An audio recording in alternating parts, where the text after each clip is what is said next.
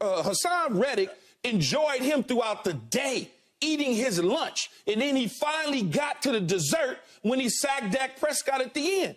I don't care about the numbers, man. This is why I get on y'all ass so much, because you're delusional. Rather than say we played a good game, we are having an opportunity to see them again, you start telling me about numbers and what you did, and it doesn't matter. You lost. We're not just, wait. We're not just playing games to play games. We're playing games to gather information for our destination on where we're trying to go. So you gonna play a game to gather information? To try to find, what do we need to do to where we need to go? So what do we need to fix?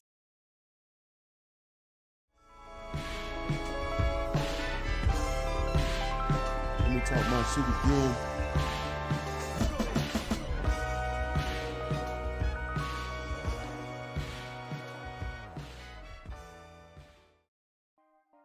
What it do?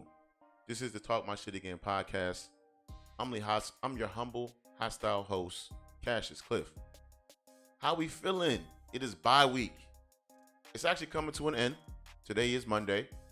And throughout this week, we're kind of like thinking about what to really say on this particular episode, purely because we ain't preparing for anybody. And I was just trying to enjoy the week, tapping with the folks, family, all that good stuff. And really, I wanted to tap it with y'all really before the week ended, purely because I wanted to let y'all know how I'm feeling, and I wanted to hear from y'all as well. Now, you heard.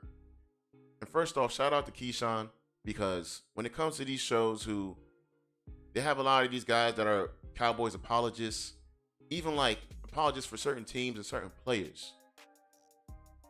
I'm sure like y'all, for me, that shit gets aggravating to watch, because even after Dallas playing a decent game and taking the L, all you heard was applause. All you heard was Dak played so great, CDs played so great, you should be an MVP. Like, bro, first off, y'all need to knock that shit off.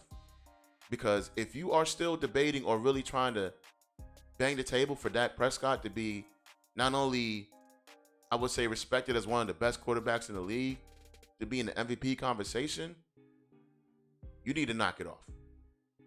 Just stop. Because you heard Michael Irvin. He made no fucking sense. We don't play the games just to play the games. We got the information to find out where we're going and where we need to go. Whatever the hell he was saying, it made no sense.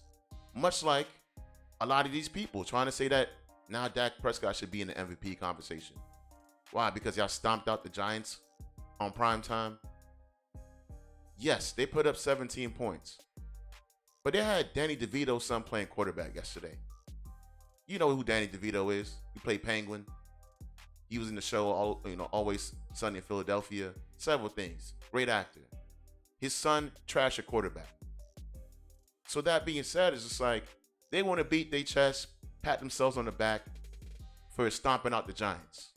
But yet and still, with that phenomenal performance, look at the standings. And this is what I be trying to tell y'all. When we beat teams that aren't supposed to be on the field with us, and we handle it that way, I mean, we move on to the next order of business. We don't waste time trying to say or beat our chest saying, oh, this is why our quarterback needs to be this, respect it that way. This is the real Dak Prescott, or this is the real, like, come on. We've had a large enough sample size and really ample evidence to know who this quarterback is, i.e. Dak Prescott. And really a lot of these players. Certain players, still, the jury's still out, we're still questioning. But come on now. Let's not do this, okay? This is year 8 for him. Let's pump the brakes. Especially given that not much has changed in terms of the standings. 3 L's, they still got 3 L's for a reason. Especially the one last week. I mean, look at the strength of schedule. Even last year, you had opposing fans. These pundits on TV are asking the question, who did the Eagles beat? Well, look at this season. With the best record in the league, we have the toughest strength of schedule. Why is that the case? I got a real easy, simple answer for y'all. We're built that way. We're that good. No need to ask any further questions. It's just that simple. When you got a guy, especially given that you have one of the better quarterbacks in the league, a former All-Pro, but yet and still you have another All-Pro playing at another prominent position. A.J. Brown, if he's not to be considered the Offensive Player of the Year, put my man in the MVP conversation. Y'all want to talk about Dak, which is cute because I remember what happened in Arizona, and I remember the spanking he got in San Fran. So yeah, you beat up on Danny DeVito and the Giants. That is cool. But when you're talking about guys that are separating themselves from everybody else, and I'm talking about A.J. Brown specifically here. As you can see in the clip, this is just a mixtape of what he's put up on this year up to this point. In 9 games. In only 9 games, he's put up 1,000 yards. 1,005 to be specific. There's only one other receiver that's done that in those 9 games. That's Tyreek Hill. So yes, like I said in my last video, I rock with CD. I like CD. I clearly like him for different reasons than Dak, but I actually like CD. He's just not A.J. Brown. Arthur Juan Brown is clearly a grown man amongst boys, and CD is just like, I would say, a teenager getting chest on his hair. It's a chest on his hair. Hair on his chest. He's a young adolescent, a young man. A.J. Brown, though, grown man, 5 o'clock shadow, drink beer, like real man. Okay? I just making that clear. A.J. Brown is a different breed. And that's why I think he should be considered, if not again, Offensive Player of the Year. Aside from Tyreek, obviously, you're talking about MVP consideration, and why that is because not only is he playing second best, at the position, his team has a better record. And when those 2 receivers went head to head in the game, A.J. Brown showed up again. Tyreek had a touchdown, sure, but after that, it was pretty much quiet. This is what we're doing this year, and this is what we've done up to this point. It's only going to get better from here. And as you can notice, A.J. Brown ain't passing the ball to himself. At this point in this season, especially from where it started with Jalen, all I've seen is him dust off the mistakes, really not even waste a second on it, and move on to the next play, and move on to the next game. Because he's wired different. When you got guys like Dak Prescott begging to be dipped in honey in press conferences, yeah, they're going to fold against an Arizona Cardinals. Yeah, they're going to get spanked by San Francisco 49ers. And he's going to step out of bounds. We need to go for it on 2-point just to put the game within 3 against the Philadelphia Eagles. Because he's not wired the same. And these passes right here, as you can see, we're talking about darts. Most of these, if not all of them, are probably over 20 yards. I mean, this is just last week right here. The Smitty over, the heralded Deron Bland. He's heralded in Dallas. I don't know about in Philly. Really, my man had his way. But as we well know, football is not one on one side. All right? It's definitely not one on one side. And when you have rookies stepping up like this and making plays, this is what we need, especially in the second half of the season. Because sure, we got 30 sacks on the season, but this pass defense is ranked like 28th. It is abysmal. It's trash right now. And the only guys playing good, if not remotely good, is Ed Reed, Blankenship, and Slay. Everybody else, y'all are stir fry out there right now. And sure, this is a new defense. You got guys being integrated in terms of Kevin Byard and guys playing out of position. Eli Ricks, that's an undrafted rookie. So what should we expect from him? Not necessarily a lot. But with Bradley Roby possibly coming back, that should definitely help with that pass defense. Kevin Byard understanding and grasping the concept of this defense a little better, that should also help improve.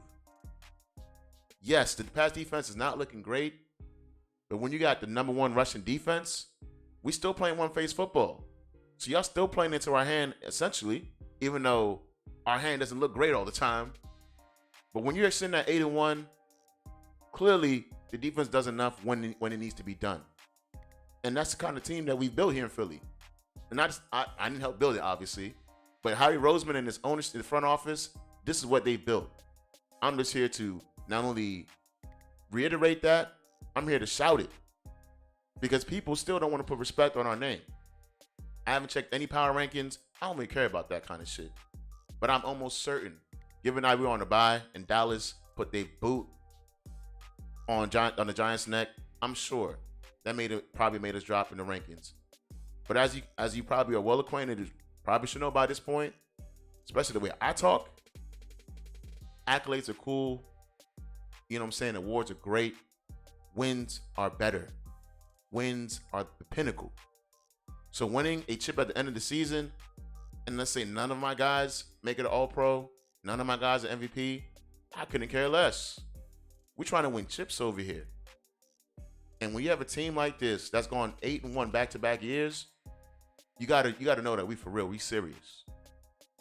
And you got young bulls like this, Jalen Carter beating who people consider Tyler Smith to be an All-Pro, just like moving him out the way. We're primed and ready. We just need to show up a couple things. And that's what I've been telling y'all all season. We're winning games the way we need to win them, given that particular game. And we're not playing our best ball. Sure, we're averaging 4 yards on the ground with DeAndre Swift. But this run game these last couple weeks has dipped. And if you ask me, if you're wondering, Cam Jurgens was a vital part of this running game. So the fact that he's coming back, and we got this tough stretch coming up against Kansas City, Buffalo, San Fran, Dallas again, and Seattle. We need the run game. It is going to be huge when it comes to balancing out this offense and really giving Jalen really the ample time to make the great plays and not put himself in harm's way. Because everybody can tell he ain't 100%. But given the dog that he is, the kind of quarterback he is, which is a tier 1 quarterback, not having his leg is not going to hold him back. He's just different. He's clearly just different. I mean, steady improvement every season as a pro, as a starter. And this year, by far, has been his best passing exhibition, passing games and really play for the season, especially at this point in the season, I've seen. Last year, he was definitely passing it great. And there was a huge jump. But given that he still had his legs, I felt like it made it not as challenging for him. But at this point in this season, with the injury that he has and being forced to pass, my man is stepping up. People forgetting about Smitty.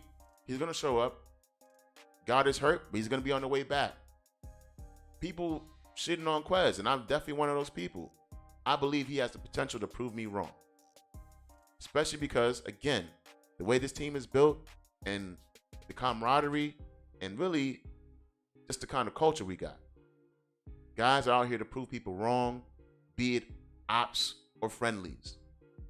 We're here to make statements. We're here to win games. We're here to win the big one. That's the biggest statement you can make. When you got guys like this on this team, I don't really, rely on PFF when it comes to the rankings and all that. But I've been telling y'all about AJ for weeks now. This is just more evidence. He's been on a historic run, even though it came to an end last week. We didn't play last week, and he still has over 1,000 yards in 9 games. Only one other receiver did that, Tyreek Hill. But he holds a record for 125 plus for 6 games consecutive.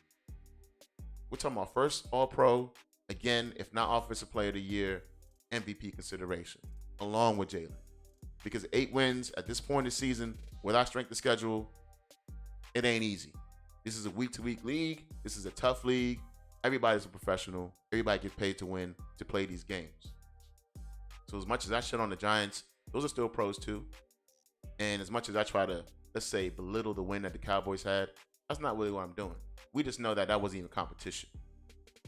And when it came to competition, what did Dak do? You saw him, foot out of bounds, missing open receivers, L. So y'all can have that MVP. Because really, not only is he not going to win MVP, not with Patrick Mahomes and people like Jalen Hurts in the league, this is what y'all care about. While we care about wins over here, y'all care about accolades and records. So with that being said, I appreciate y'all tapping in. Continue to like, share, subscribe. It goes a long way. But when it comes to these Philadelphia Eagles and really the point in which we've been in this season, we've been doing everything we needed to do, and we still have things we could do better. So you should feel comfortable. Damn near as comfortable as this bye has felt. Because, again, even though we was on a bye, we still at the top of the league when it comes to wins. Nothing has changed for us, but a lot has changed for a lot of people. The Ravens, they lost yesterday. The Bengals, they lost yesterday. Cowboys stomped out the Giants. Commanders lost a close one. Hey, that was cool to watch, especially for me. As I know for y'all Eagles fans, kicking your feet up, watching these guys duke it out, and yet and still nothing will change for us. But expect a lot more of the same. And really, if it's not going to be the same, I expect improvements. DeAndre Swift is definitely going to come back into the fold with his running game. Smith is definitely going to be incorporated more because I think they're definitely going to be trying to take away AJ, given the kind of run he's had. And his passing defense. Watch out. We're about to show up, especially in this stretch. Watch out for Kevin Byard. Watch out for Slay. Even watch out for Bradbury. Don't sleep on Bradbury. Yeah, he's been stir fry all year. But this is a former All-Pro as well. This is a guy who had a phenomenal season last year. So this bye week couldn't have come at a better time, especially given that we went into it with a win against a divisional opponent that just stomped out another divisional opponent just yesterday. But this is what we do in Philly, y'all. We win the games that matter, and then we move on. We don't really need to use games to gather information to figure out where we're going. We know where we're going. We just got to show that every week. Appreciate y'all, man. Again, this is the Talk My Shit Again podcast. I'm your humbly hostile host, Cassius Cliff. Till the next time.